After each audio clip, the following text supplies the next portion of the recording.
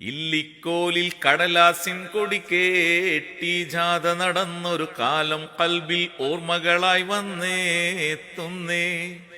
കാളവുമേറ്റി കാടും നാടും പാടി നടന്നൊരു കാലം മനമിൽ പരിമള മേളപ്പൊലിവായി തീരുന്നേ.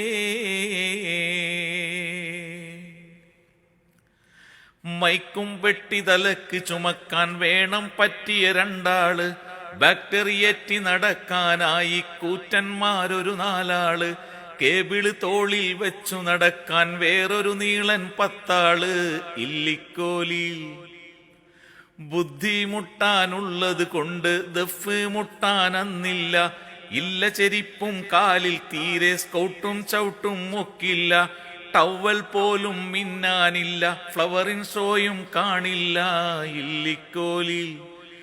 ഇല്ലിക്കോലിൽ കടലാസിൻ കൊടി കേട്ടി ജാഥ നടന്നൊരു കാലം കൽബിൽ ഓർമ്മകളായി വന്നേത്തുന്നേ.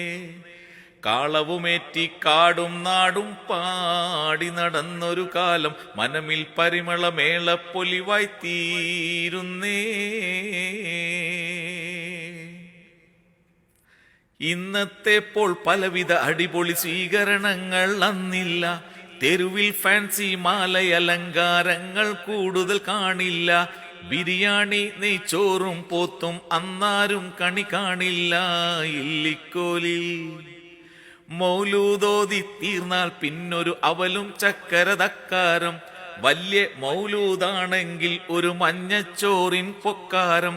പൊക്കാരത്തിനു മേൽക്കാരത്തിനു ഹൽവ തേങ്ങ ചമൽക്കാരം.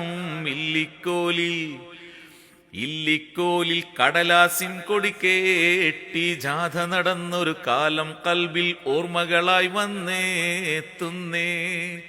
കാളവുമേറ്റി കാടും നാടും പാടി നടന്നൊരു കാലം മനമിൽ പരിമള മേളപ്പൊലിവായി തീരുന്നേ.